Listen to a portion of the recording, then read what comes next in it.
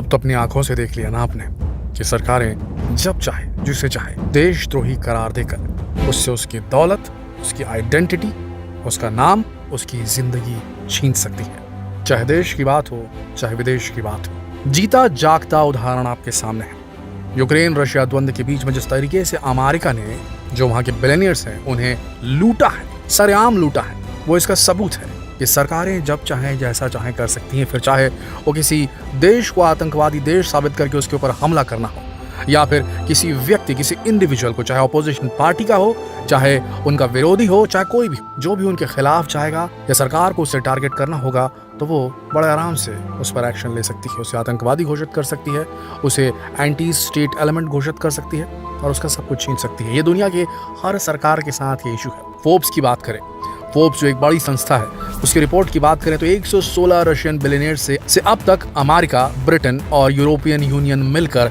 126 billion dollar चूस चुके हैं, लूट चुके हैं जब से पुतिन ने हमला किया है यूक्रेन पर। तब से इन्होंने जो रशियन बिलियनियर हैं, ओलिगार्च, उन पर हमला किया है। अब ये शब्द आप बार बार सुन रहे होंगे, हर टेलीविजन चैनल पे चल रहा है। ये ओलिगार्च का मतलब क्या होता है हम आपको बता दें। ओलिगार्च वो रईस बिजनेसमैन होते हैं जिनका इन्फ्लुएंस ना सिर्फ बिजनेस इंडस्ट्री में होता है, ना ही सिर्फ उनकी दौलत अकूत होती है, साथ ही इनका पॉलिटिकल गलियारों में भी रुतबा और रुबाब होता है, राजनीतिक इन्फ्लुएंस होता है इनका।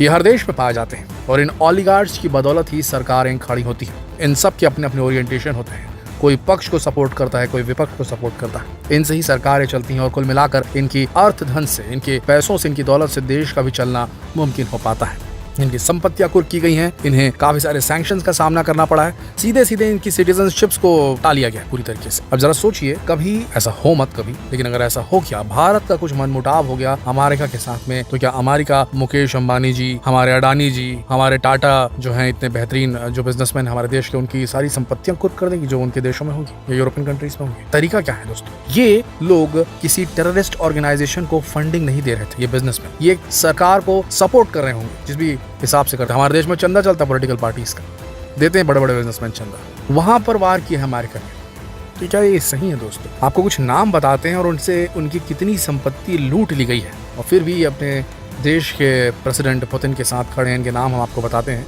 सुनकर हिल जाएंगे आप क्या क्या हुआ इनके साथ। एलेक पेरोव, ये काफी कर्मठ बिजनेसमैन है रशिया के। किसी जमाने में ये एक ऑयल सी रिग वर्कर थे, कैस्पियन ऑयल सी रिग में काम करते थे, वहाँ के एक वर्कर थे। बाद में मेहनत करके इन्होंने अपना नाम कमाया, अपने नाम पे बिजनेस शुरू किया ऑयल का।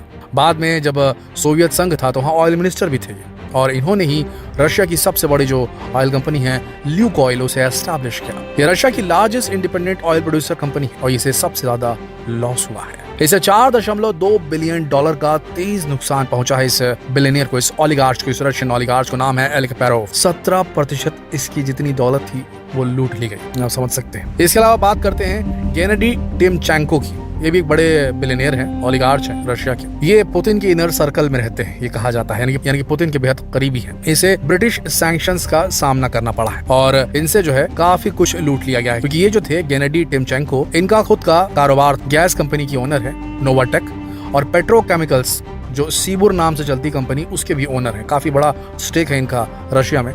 इनसे भी 4.2 बिलियन डॉलर जो हैं वो इनकी दौलत से सीधे चूस लिए गए। काफी नुकसान हुआ इनका।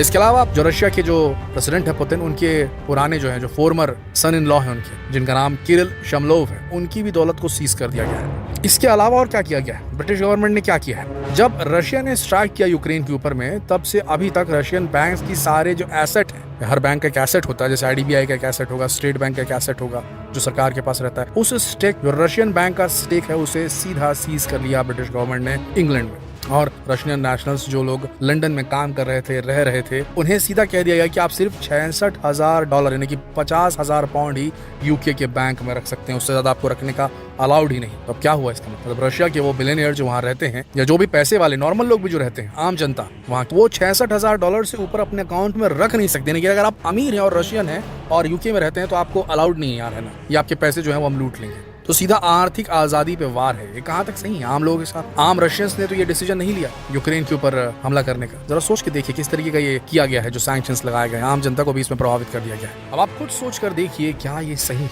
क्या ऐसा किया जाना चाहिए? क्या सीधे सीधे अमेरिका, यूरोपियन यूनियन और ब्रिटिश गवर्नमेंट ने एक साथ मिलकर इन रशियंस को लूटा नहीं? क्या ये सही है गलत दोस्तों? नीचे कमेंट सेक्शन में जरूर लिखें और ये सवाल देशवासियों से पूछने के लिए इस वीडियो को जितना हो सके शेयर करें। धन्यवाद।